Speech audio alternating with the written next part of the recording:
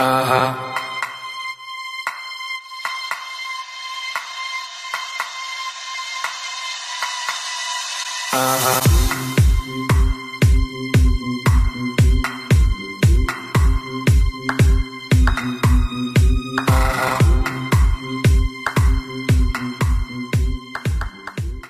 Oui, c'est vraiment la conclusion positive de ce que nous appelons dans notre politique sportive l'accueil des grands événements sportifs internationaux. Moi, ce que je souhaite, c'est que cette compétition soit aussi un grand événement populaire, parce que cela ne nous aura pas échappé.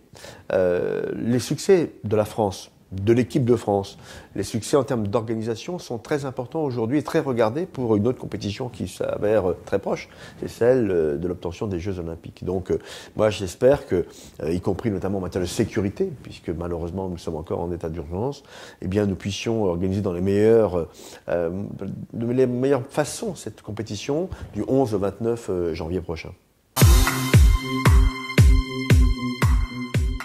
Si je vous disais l'inverse, je ne serais pas dans mon rôle. Oui, elle ira jusqu'au bout, en finale, et je l'espère gagnera cette finale à Paris.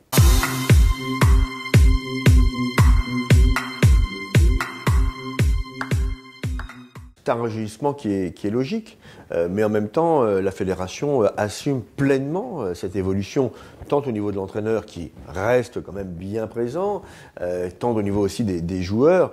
Les joueurs vieillissent, sauf notre gardien de but, qui lui est toujours là depuis tant d'années et il est totalement exceptionnel. Je salue M. Omeyer.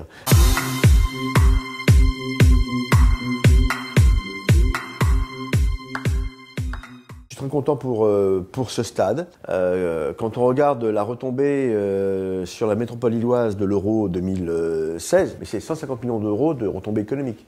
Là, nous allons être sur une jauge de 20 000, à peu près 20 000 spectateurs. C'est la première fois qu'il y aura autant de spectateurs en France, au moins pour un match de cette qualité. Donc c'est une bonne nouvelle. C'est un stade qui a coûté cher, on le sait, mais c'est un stade modulaire qui permet d'accueillir bien sûr du foot, bien sûr du rugby dans une configuration normale, et au travers de la fosse à spectacle, je n'oublie pas la Coupe Davis en décembre 2014, ou l'Euro de basket dans sa phase finale en 2015. Donc nous allons avoir sûrement une très très belle compétition, et moi je suis très heureux que Lille fasse partie des lieux qui accueilleront cette compétition.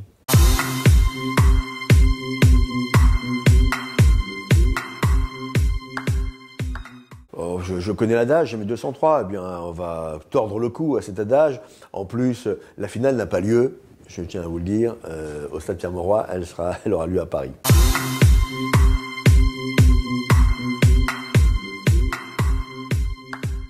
Paris reste Paris. Le choix de la fédération, je le respecte naturellement, même si il est vrai que nous aurions pu accueillir cet événement. Mais voilà, n'ayons aucun regret. Nous faisons partie maintenant du panel des lieux capables de recevoir des événements aussi importants.